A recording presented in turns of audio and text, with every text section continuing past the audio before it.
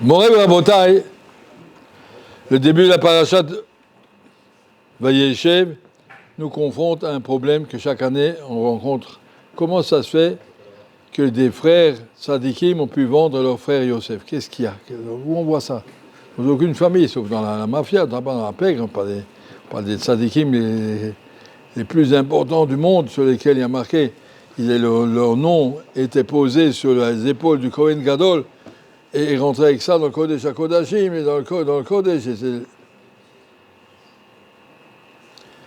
Et donc c'était des gens qui sont restés dans l'histoire, toute l'histoire, comme les exemples de la construction de la base du Ham Israël. Comment que c'est possible? Qu'est-ce qui s'est passé? Et même plus que ça, on n'a vu nulle part qu'ils ont été punis pour ce qu'ils ont fait. Ni que Yaakov leur a reproché, même quand il l'a su. C'était juste. C'était juste, mais c'était mal. C'est compliqué. Alors si on regarde l'histoire, Abraham, il avait un fils, Ishmaël, qui est sorti des rails. Yitzhak, il a eu un fils, Esav, qui est sorti des rails. Maintenant, ils sont 12. Les Bnei Israël ont eu peur, les 10 autres frères, les 11 frères, 10 frères, ont eu peur que Yosef est en train d'accaparer Yaakov pour dire à Yaakov, le clan d'Israël, c'est moi, et les autres, tu les jettes. Comme Abraham, il a jeté, et comme Yitzhak, il a jeté une partie, voilà. Le clan d'Israël, ce sera seulement Yosef. Comment ils ont vu ça? Il y a marqué Ki ben zekunim ulo. Mazé ben zekunim, ze kana. Il lui a enseigné toute la Torah, tout ce qu'il avait appris, tout ce qu'il avait, il a enseigné spécialement à lui. Il lui a posé un peu de velours, comme les Admourim mettent sur leur manteau, pour dire, toi, tu seras le chef. Et ils ont vu quelque chose qui se passe là-dedans. On veut nous jeter du Ham Israël. Ils ont vu même que Yosef, il rêvait que lui, il sera le chef, tout le monde se prosterne devant moi. Même le soleil, même son père.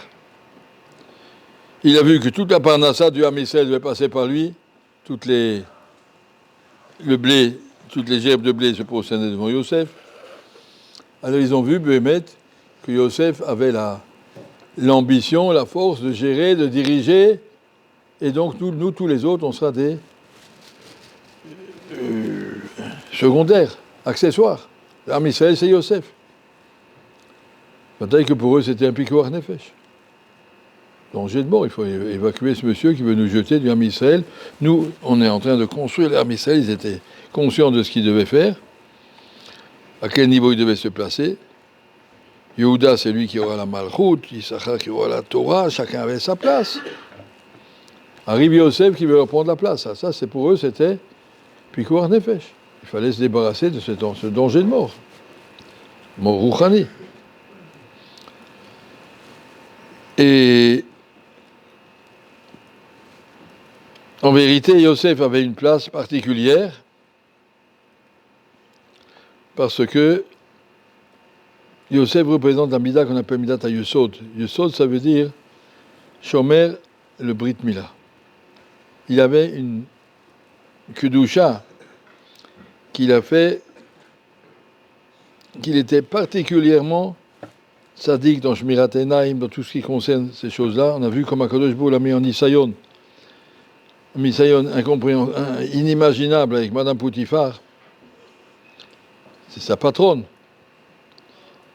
Et elle l'oblige, elle lui parle. Elle lui dit, regarde-moi. Il dit, je ne regarde pas les femmes. Comme ça, on dit à sa patronne.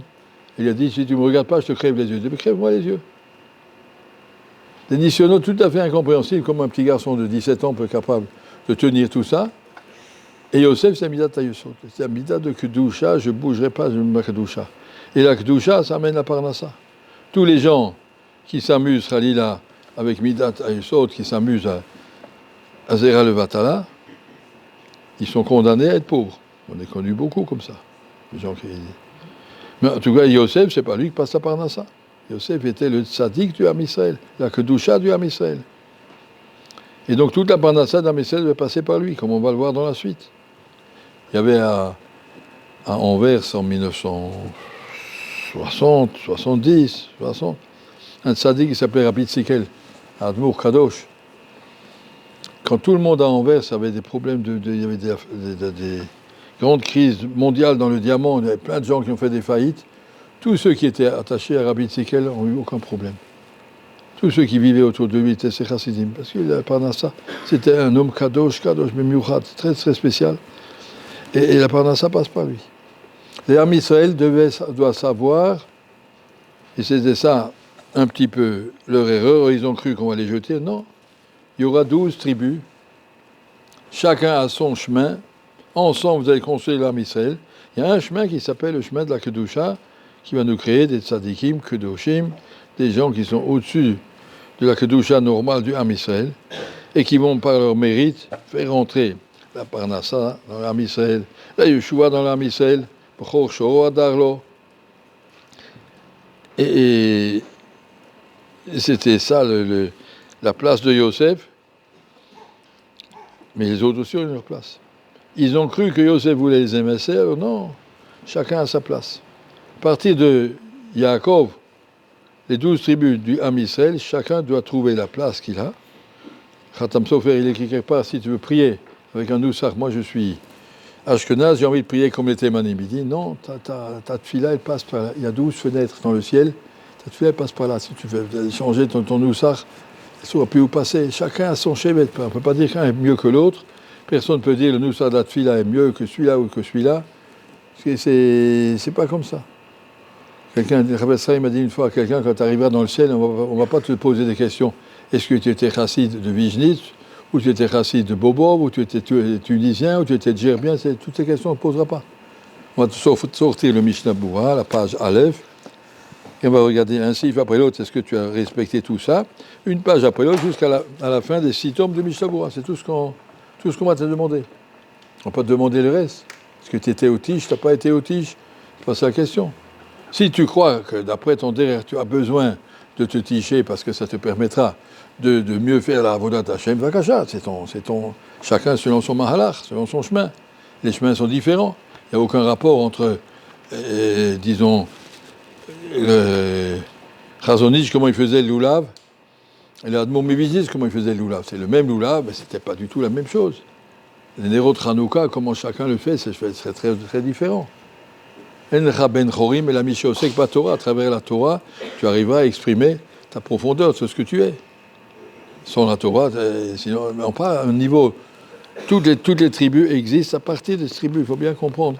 Chacun a son mahala, si on ne connaît pas son chemin, alors il y en a un clan qui s'appelle Asel Harav.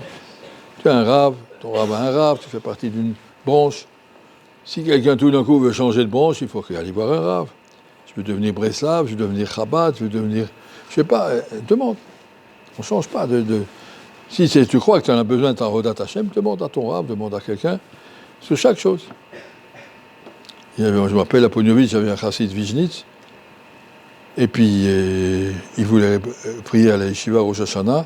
Charles lui a dit, tu es chassid Vijnitz, tu vas avec le Rebbe. Il a dit, mais je ne veux pas prier avec eux. Tu pries là-bas, tu es shayach là-bas, reste dans ton chemin. Reste dans ton chemin, c'est pas du tout la même chose. C'est ça ton chemin. Il faut savoir que Baruch Hashem, il y a dans l'Am Israël une grande diversité, et chacun doit trouver sa place. On n'est pas pareil, chacun a sa avoda personnelle. C'est ce que les Shvatim avaient peur que Yosef voulait les émincer. Non, c'était pas nécessaire, mais il faut trouver sa place, respecter chacun comme il est. On ne peut pas commencer à critiquer, moi j'aime pas les comme ça, tais-toi. Je dois créer tout le monde différent, et chacun doit trouver sa place là-dedans, et laisser aux autres leur place. Bezrat Hashem, Israël, on est presque arrivé au bout, le Mashiach va venir pour nous tous.